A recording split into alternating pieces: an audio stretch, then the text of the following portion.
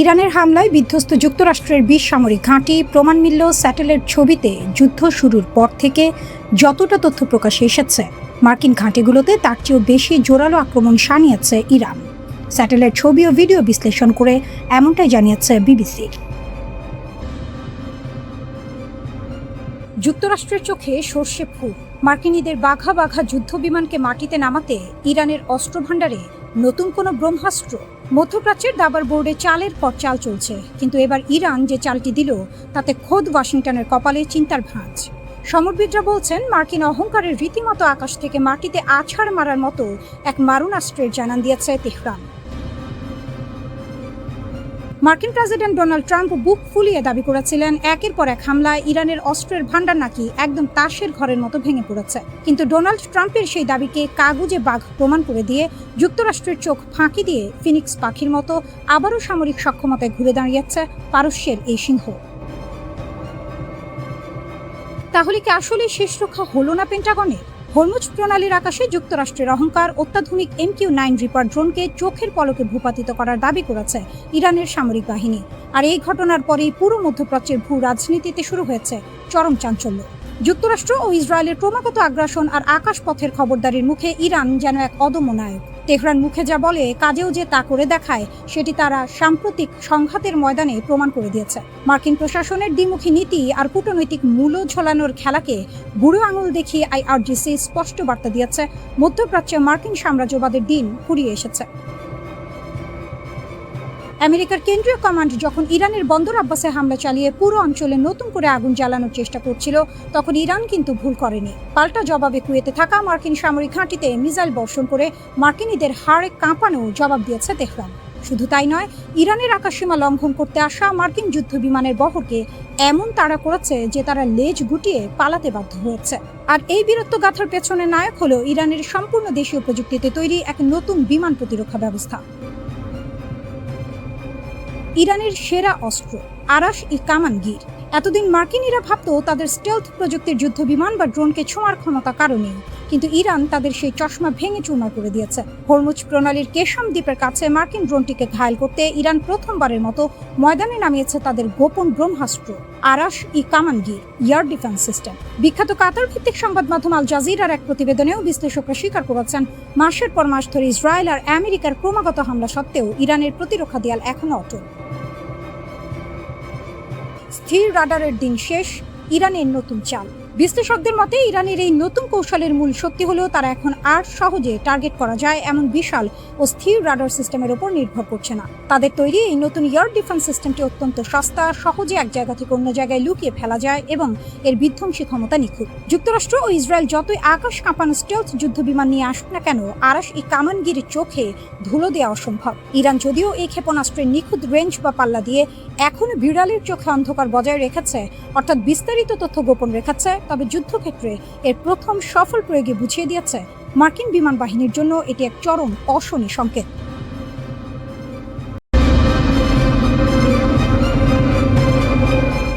সমুদ্রের গভীর থেকে মৃত্যুর বার্তা।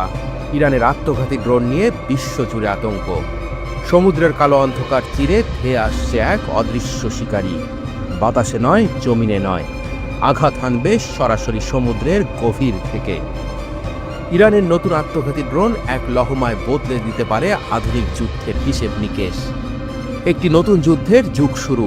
বিশ্বের প্রথম পানির নিচে উৎক্ষেপিত আত্মঘাতী ড্রোন উন্মোচন করে ইরান নতুন এক সামরিক অধ্যায়ের সূচনা করল। এই ড্রোন অদৃশ্য শিকারীর মতো টার্গেটের দিকে এগিয়ে যাবে। পর মুহূর্তেই ভয়াবহ বিস্ফোরণে ছিন্ন ভিন্ন করবে শত্রুর শক্তি। পারস্য উপসাগর থেকে বিশ্বের মহাসমুদ্রে ছড়িয়ে পড়তে পারে এর ভয়াল ছায়া। সাগরের গহীনে ইরানের নতুন মহাশক্তি। এই ড্রোন পানির নিচে লুকিয়ে থেকে শত্রুদের জন্য অনিবার্য মৃত্যুর ফাঁদ তৈরি করতে সক্ষম। প্রচলিত সামুদ্রিক ড্রোনগুলোর মতো এটি পৃষ্ঠে নয়, বরং গভীর থেকে অতর্কিত হামলা চালাবে। এর সবচেয়ে বড় অস্ত্র গোপনীয়তা, কৃত্রিম বুদ্ধিমত্তা এবং নিশানার নির্ভুলতা। কে রুখবে এই জল দৈত্যকে? বিশ্বের বড় নৌবাহিনীগুলো এখনো বায়ুবাহিত হুমকি মোকাবেলায় অভ্যস্ত, কিন্তু ইরানের এই নতুন আত্মঘাতী ড্রোনের কারণে নৌবাহিনীকে তাদের প্রতিরক্ষা ব্যবস্থা নতুন করে সাজাতে হবে। সনাতন সোনার প্রযুক্তি হয়তো এই ডুবো শিকারীকে চিহ্নিত করতে পারবে না। এটি শব্দহীনভাবে চলতে পারে, পরিবর্তনশীল গভীরতায় থাকতে পারে, এমনকি একসাথে ঝাঁকের মতো আক্রমণ চালাতে পারে।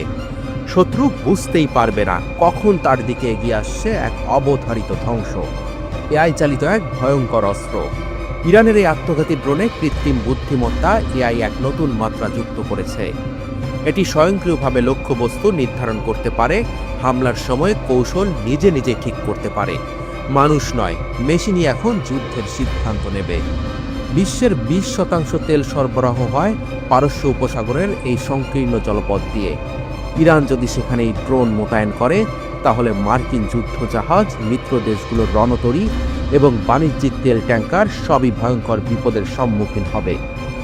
কে দিল ইরানকে এই প্রযুক্তি? এই নতুন ড্রোন ইরানের নিজস্ব আবিষ্কার নাকি কোনো বিদেশি প্রযুক্তির রূপান্তর? পশ্চিমা বিশেষজ্ঞরা মনে করছেন ইরান পূর্ব রাশিয়া ও চীনের প্রযুক্তি ব্যবহারের ইতিহাস রাখে, তবে এবার তারা নিজস্ব কিছু করেছে। এই পানির নিচের মৃত্যুদূত হয়তো শত্রুদের রাতের ঘুম কেড়ে নেবে। বিশ্ব এখন দিশেহারা, কিভাবে আটকাবে এই হুমকি।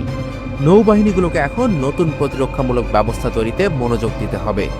উন্নত সোনার সিস্টেম, এআই চালিত নজরদারি ড্রোন এবং সমুদ্রতলে বাধা বসানোর কৌশল গ্রহণ করতে হবে। কিন্তু প্রশ্ন হচ্ছে, এত কিছু করার আগেই যদি ইরানের এই অদৃশ্য শিকারী আঘাত হানে, বিশ্বব্যাপী সামরিক প্রতিযোগিতার নতুন দিগন্ত। যুক্তরাষ্ট্র, রাশিয়া এবং চীন ইতিমধ্যেই সাবমেরিন যুদ্ধ প্রযুক্তিতে এগিয়ে আছে, কিন্তু ইরানের নতুন এই পানির নিচের আত্মঘাতী ড্রোন সমুদ্রতলের যুদ্ধের চিত্র পুরোপুরি বদলে দিতে পারে। শেষ কথা, আধুনিক যুদ্ধের গতি বদলে দিচ্ছে ইরান। একটি নতুন সামরিক বিপ্লবের দ্বার প্রান্তে দাঁড়িয়ে বিশ্ব। ইরানের কৃত্রিম বুদ্ধিমত্তা সম্পন্ন আত্মঘাতী ড্রোন শত্রুর চোখে ধুলো দিয়ে আঘাত হানতে প্রস্তুত। সমুদ্রের গভীর থেকে উঠে এসে নিমিষেই ধ্বংস করে দিতে পারে যুদ্ধজাহাজ, তেল ট্যাঙ্কার কিংবা সামরিক ঘাঁটি।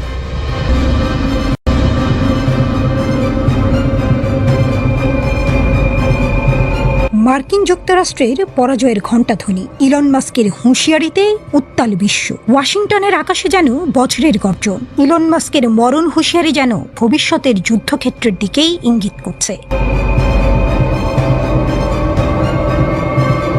পরবর্তী যুদ্ধে মার্কিন যুক্তরাষ্ট্রের মরণঘাত, এই সতর্কবাণী ছুঁড়ে দিয়েই ক্ষান্ত হননি টেসলা স্পেসএক্সের এই কর্ণধার। ট্রাম্প প্রশাসনের উপদেষ্টা মাস্কের কথায় ফুটে উঠেছে মার্কিন সেনাবাহিনীর অদক্ষতা, অস্ত্র নির্মাণের গলদ আর ভবিষ্যৎহীন কৌশলগত পঙ্গুত্ব। অন্যদিকে ইরানের সর্বোচ্চ নেতা আয়াতুল্লাহ খামেনির নির্দেশে সামরিক শক্তি বাড়িয়েই চলেছে ইরান। মাস্কের সতর্কবার্তার পর বিশ্বজুড়েই প্রশ্ন, পরবর্তী যুদ্ধ কি ইরানের সঙ্গে? আর সেটাই কি মার্কিন সাম্রাজ্যের পতনের সূচনা করবে?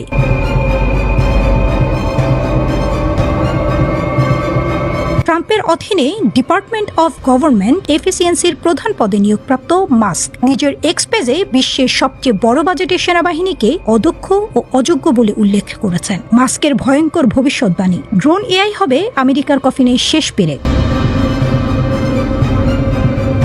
মার্কিন প্রতিরক্ষা বাজেট $850 বিলিয়ন। মাস্কের মতে এ শুধু অর্থের আগুনে পুড়ছে কাঁচা লোহা। এক্স প্ল্যাটফর্মে তিনি ঝাঁপিয়ে পড়েছেন পেন্টাগনের গলদ উন্মোচনে। তিনি জানিয়েছেন, গতকালের যুদ্ধের অস্ত্রে আজকের রণকৌশল চলে না, ইউক্রেনই তার প্রমাণ। ড্রোন যোগে মানব সেবার মৃত্যু ঘণ্টা বাজছে। ইরানের ড্রোন স্রোতের কাছে মার্কিন F-35 স্টেলথ যুদ্ধবিমান কি টিকতে পারবে? আর এআই চালিত অস্ত্র? মাস্ক সতর্ক করেছেন টার্মিনেটর পরিস্থিতির। মাস্ক লিখেছেন, যদি সামরিক বাহিনীকে তাৎক্ষণিক এবং নাটকীয় পরিবর্তন করা না হয়, তাহলে আমেরিকা পরবর্তী যুদ্ধে খুব খারাপভাবে হেরে যাবে। যুক্তরাষ্ট্র থেকে ইরান, আয়াতুল্লাহ খামেনির নির্দেশনায় ইরান যেন নতুন করে জেগে উঠেছে। তিনি মার্কিন হুমকিকে উড়িয়ে দিয়েছেন বজ্রকণ্ঠে। আমেরিকা মুখে ফেনা তুললেই ইরানের ক্ষেপণাস্ত্রের মুখে পড়বে। 2015 সালের পারমাণবিক চুক্তি ভেঙে ট্রাম্প যেভাবে বিশ্বাসঘাতকতা করেছেন, তার জবাব ইরান কি দেবে স্টেলথ ড্রোনে, হাইপারসনিক মিসাইলে? বিশেষজ্ঞরা ধারণা করছেন, ইরানের পরমাণু কর্মসূচি এখন চীনের টেকনোলজি ও রাশিয়ার সামরিক পরামর্শে বহুগুণ শক্তিশালী। গোপনে তৈরি হচ্ছে শাহাব-6, 4500 কিলোমিটার পাল্লার এই ক্ষেপণাস্ত্র, যা ইউরোপ থেকে ইসরায়েল সব টার্গেট ধ্বংসে সক্ষম। Geopolitical chess game. Moscow, Beijing, তেহরানও এখন মানচিত্রে ত্রিভুজ। রাশিয়ার X-500 মিসাইল ডিফেন্স, চীনের ড্রোন স্যাটেলাইট নেটওয়ার্ক সবই এখন ইরানের হাতে। ক্যাসপিয়ান সাগরে যৌথ নৌমহড়া চালিয়েছে 3 মিত্র। পেন্টাগনের গোয়েন্দা রিপোর্টে ধরা পড়েছে ইরানের বিপ্লবী গার্ডের হাতে এখন 2000+ সুইসাইড ড্রোন রয়েছে, যা ইউক্রেনীয় মডেলের চেয়েও ধ্বংসাত্মক। বিশ্লেষকরা সতর্ক করছেন, ইরান আমেরিকা যুদ্ধ মানেই বিশ্বযুদ্ধ, কারণ রাশিয়ার কালিপ্রো মিসাইল ও চীনের সাইলো ড্রোন তখন টাইপরাইটারের মতো ক্লিক করবে ওয়াশিংটনের বিরুদ্ধে।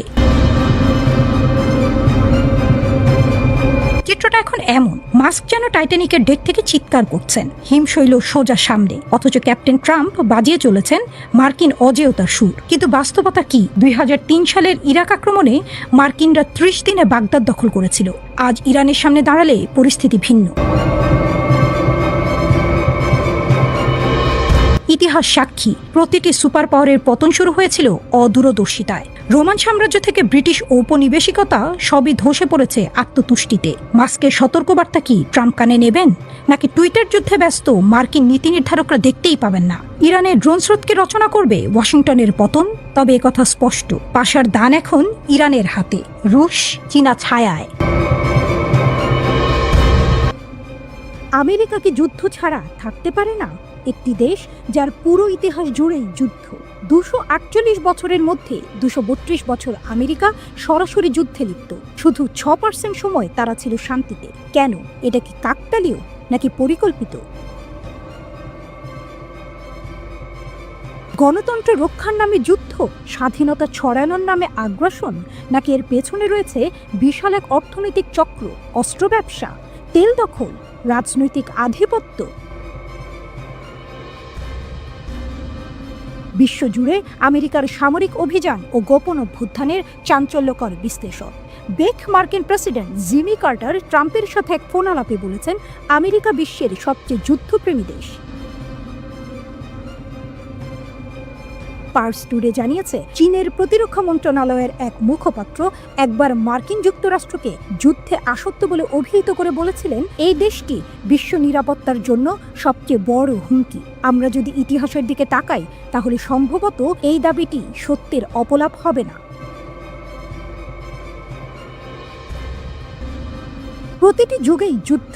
1846 মেক্সিকো আক্রমণ, 1811 থেকে 1890 আমেরিকান আদিবাসীদের ওপর গণহত্যা, 1917 প্রথম বিশ্বযুদ্ধে প্রবেশ, 1945 হিরোশিমা নাগাসাকিতে পারমাণবিক বোমা হামলা, 1953 ইরানি অভ্যুত্থান, 1965 ভিয়েতনাম যুদ্ধ, 2001 থেকে 2023 Afghanistan, Iraq, Libya, Syria, Yemen. যুদ্ধ মানে আমেরিকার শক্তি। আমেরিকা কি সত্যি স্বাধীনতা ও গণতন্ত্র ছড়ানোর জন্য যুদ্ধ করে, নাকি এর পেছনে লুকিয়ে আছে বিশাল এক অর্থনৈতিক চক্র?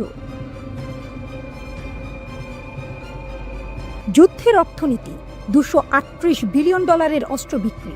বিশ্বে যত অস্ত্র বিক্রি হয় তার 51% মার্কিন কোম্পানিগুলো। তেল, কৌশলগত এলাকা, সামরিক ঘাঁটি।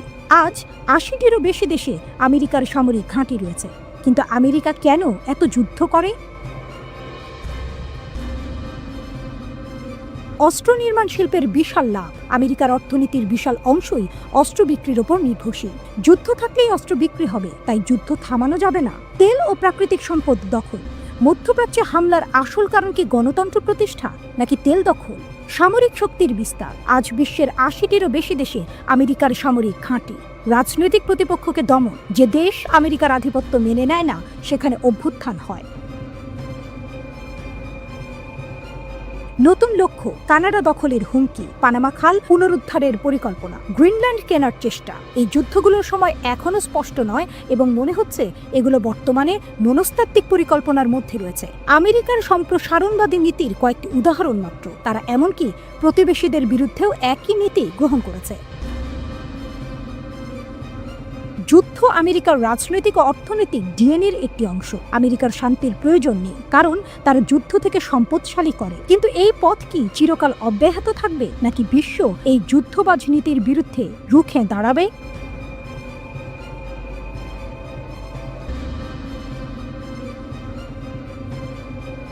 বিশ্বের সবচেয়ে ভয়ঙ্কর কনভয়, পারমাণবিক অস্ত্র পরিবহনের চাঞ্চল্যকর রহস্য।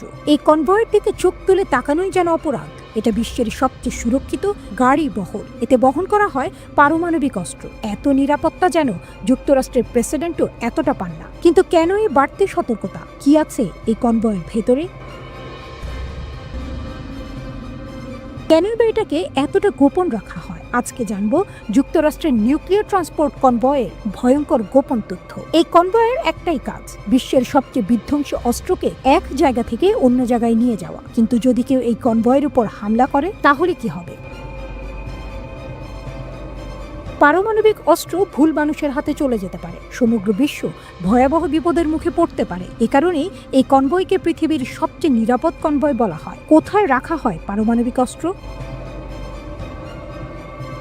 বিশ্বে 12,515টি পারমাণবিক অস্ত্র রয়েছে। এর 41% রয়েছে যুক্তরাষ্ট্রের দখলে। সক্রিয় পারমাণবিক অস্ত্র রাখা হয় বিমান বাহিনীর ঘাঁটিতে, নৌবাহিনীর যুদ্ধজাহাজে, ভয়ঙ্কর সাবমেরিনের গভীরে। কিন্তু বাকি হাজার হাজার নিউক্লিয়ার অস্ত্র সংরক্ষণ করে রাখা হয় মার্কিন মাটিতে। এগুলো ছড়িয়ে রাখা হয় নির্দিষ্ট জায়গায় কঠোর গোপনীয়তায়। কেন? যেন শত্রুপক্ষ হামলা চালিয়ে একবারেই সব ধ্বংস করতে না পারে। কিন্তু পারমাণবিক অস্ত্র স্থানান্তর করতে হয় কেন? বড় এক প্রশ্ন। উত্তর রক্ষণাবেক্ষণের জন্য। এই ভয়ঙ্কর অস্ত্র ব্যবহারের জন্য নয়, বরং নিরাপদে রাখার জন্য নিয়মিত পরীক্ষা করা হয়। পারমাণবিক অস্ত্রের মেশিনের যান্ত্রিক অংশে মরিচা ধরে যেতে পারে। ভেতরের ইউরেনিয়াম ও প্লুটোনিয়াম পরীক্ষা করা জরুরি। এই কাজ করতে পারমাণবিক অস্ত্রকে কেন্দ্রীয় কোনো ল্যাবে নিয়ে যাওয়া হয়। আর তখনই শুরু হয় বিশ্বের সবচেয়ে গোপন মিশন। নিরাপত্তার অবিশ্বাস্য ব্যবস্থা। যুক্তরাষ্ট্রে পারমাণবিক অস্ত্র রক্ষার জন্য আলাদা একটি সংস্থা আছে, national nuclear security administration, NNSA। কিন্তু সবচেয়ে বড় চ্যালেঞ্জ হয় যখন এই অস্ত্রগুলো রাস্তায় বের করা হয়। এখন প্রশ্ন, কিভাবে এই মারাত্মক অস্ত্র পরিবহন করা হয়? এই কনভয় সাধারণ রাস্তায় চলে, কিন্তু কেউ বুঝতেও পারে না। কনভয়ের আগে পেছনে থাকে পুলিশের গাড়ি, মাঝখানে থাকে সিক্রেট ট্রাক যা পারমাণবিক অস্ত্র বহন করে, চারদিকে সশস্ত্র সামরিক যান। এই সামরিক যানগুলো বুলেট প্রুফের চেয়েও শক্তিশালী। এগুলোকে বলা হয় বিয়ার ক্যাপ্ট, সুরক্ষার স্তর। প্রতিটি গাড়িতে থাকে 4 থেকে 6 জন ফেডারেল এজেন্ট। এরা সবাই সুপার ট্রেন্ড কমান্ডো। সাথে সাথে লাখ লাখ রাউন্ড গুলি। যদি কেউ আক্রমণ করে সাথে সাথে পাল্টা আঘাত করবে এজেন্টরা। প্রয়োজনে আসবে ব্যাকআপ ফোর্স। অভেদ্য ট্রাক, যে ট্রাকে পারমাণবিক অস্ত্র বহন করা হয় তা বিশেষ ধরনের স্টিল দিয়ে তৈরি। এটাকে কোনো বিশেষ যন্ত্র দিয়ে কাটা যায় না, ড্রিল মেশিনেও এই বডির উপর কাজ করে না। দুর্ঘটনা হলেও ট্রাকের গঠন ভাঙবে না। এভাবেই বিশ্বের সবচেয়ে ভয়ঙ্কর অস্ত্র নিরাপদে এক জায়গা থেকে আরেক জায়গায় পৌঁছে দেওয়া হয়।